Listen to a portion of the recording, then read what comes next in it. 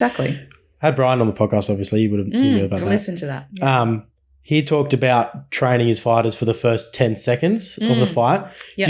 How do you go about the first 10 seconds? It's obviously full of nerves, and how do you kind of think about the first 10 seconds, or you kind of just kind of I think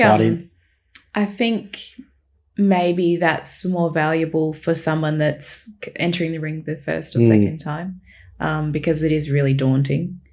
I think for me, probably the first round, we just go in with a blank canvas. Okay. Yeah. So we basically just go in, expect nothing, and just, I mean, it's different when you're fighting a 5-round fight. You've got a little bit more room to have to feel out. So when you watch a pro fight compared to an amateur fight, it's very different as far as how it starts off. So yeah, we usually will enter the fight, no agenda, just we're going in, see what she's got, keep your hands up, move around. Very, very bread and butter stuff. Once we get back to the corner, we'll reassess things. And, of course, we'll train for that particular fight in the lead up for the fight. So we'll have things in our back pocket, but we definitely don't go into the first round thinking, yep, we're going to do this and we're going to do that, because it might just not turn out that way. Wow. Have you had times where it's gone the other way, like that other person's come out full blast and kind of taken you aback a bit? Yeah, definitely. My second fight, actually, I remember she came out like a bull, and her nickname was the Wrecking Ball. All right. Yeah, the Wrecking Ball. Hint. Yes. So I remember she just literally came flying at me, and I was like, oh my goodness, what do I do? And I ended up just having to push kick her the whole fight, because I was just like, there's no way that I'm going to be able to battle you the way that you are, like racing at me. So that shocked me a little bit, but my coach is pretty good, and he understands our body language pretty well. So he'll say to me, what's the words that he uses? I can't remember, but basically he has a cue that's just like, just chill, like don't buy into the rush, don't start fighting her game. This is your game. You slow her down. So that's something that we do, and it works really well. The first time you stepped up to do the 5 rounds, did you have to prepare a lot more conditioning-wise to handle that? Or? Oh, yeah. Just mentally, you're like, oh, my goodness, like this is basically a double fight. It's not. Like it's an extra 4 minutes. But, yeah, so I was doing a lot more running, a lot more sprinting. We go from like hitting 3 rounds of pads to hitting 5 rounds of pads instead. So yeah, we're just trying to emulate it a little bit more. But I think naturally, as you progress in your Muay Thai career, your training changes and it levels up every time, because that's the only way to get better. For sure. Have you gone to train in Thailand? Have you gone overseas to train anywhere? Yeah. So this was just incidental. It wasn't planned. My sister got married in the Philippines, which is my mum's home and where she was born.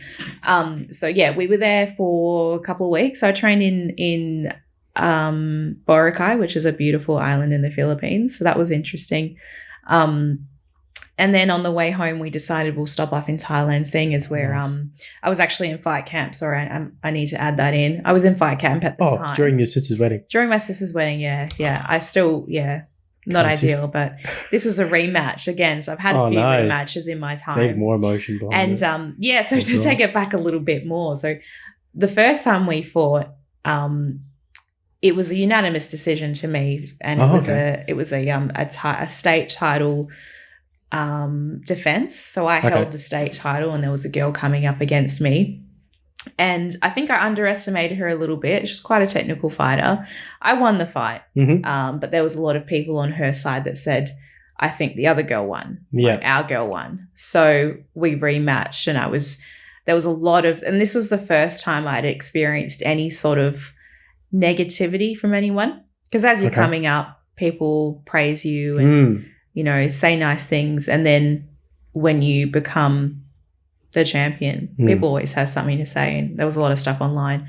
So yeah, it was my first taste of seeing any of that, and it didn't make me angry, but it made me really want to beat this girl. So I treated it like I'd lost the first time. So Yeah, going to the Philippines, I was like, I need to train throughout this wedding, and I still had a great time. It was amazing, but I still trained every day. And then we went to Thailand on the way home, and I trained there as well for about a week. And I trained at Singpatong there in Phuket because the holiday was already booked, so I just made do with what we had in the area. But I didn't actually realize there was a lot of world champions at that gym, Lumpini world champions. So went there, and it was a traditional Thai gym. You go for a 7K run through the hills, and it was a 30+ degree day. It was incredible. And then you get back, and then you hit the bag for like 30 minutes, and then it's clinching these little Thai boys that were like 10 years old that would just put you on your ass. Yeah. And so that was an experience. And every day I'd come home, I was like, I don't know if I can do this another more day, but I have to, because it was just like, it was going from training at a certain level, and obviously we train hard. That's different. But it was very, very different. And it's amazing. Yeah, incredible. Really incredible. Yeah, I always think back, like when I was 10, like I was at school, like, however old you are at school, you're in 10, and these guys are in gyms, they're running, they're fighting, they're hitting the bags, they're doing all of this. It's amazing the difference in life. And you go over and you go train with them, and it's amazing the skill level when they're devoted so much of their life to this one sport. Yeah. And people who go over and train there, it's absolutely incredible. Yeah.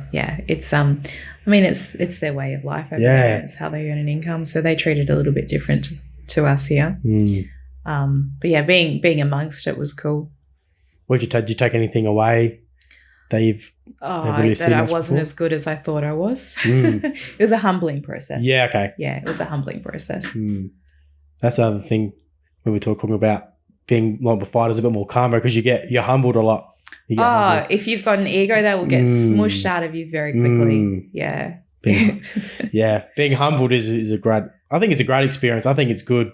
Some people obviously need it a lot more than others, but it's fantastic if you can get past that feeling of feeling like shit, but realizing, wow, this is actually going to make me better.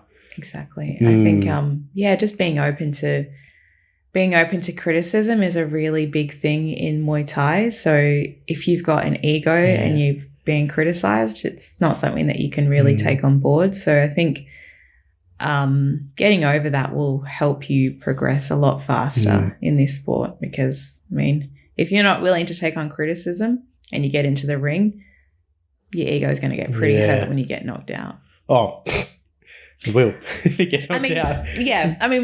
So I know we're probably being a bit more spiritual and talking about how it affects the rest of your life, but bringing it back to Muay Thai, it's as simple as that. If you've got an ego, it can only get you so far. Do you feel like after you fight someone, do you feel like you're obligated to give them a rematch? Like if it's a high title fight or a match of significance, if you win or lose, do you feel like there's an obligation to rematch the opponent? I think it depends on the scenario. So like if, for me, like if I fought Saskia for the state title, and I thought it was pretty close, and everyone agreed it was pretty close, even though it did win. I did feel obliged to give her that rematch, because I wanted for me to prove myself, and obviously for her as well, because, she's a great fighter and she should be able to test her skill against me, and I held the title. I think that there is times where you really should be giving the rematch, and then there's other times where if it doesn't make sense, why go through that again? Like, for example, I fought a girl twice, and I've beaten her twice, and we were asked for a rematch, and we just had to say no.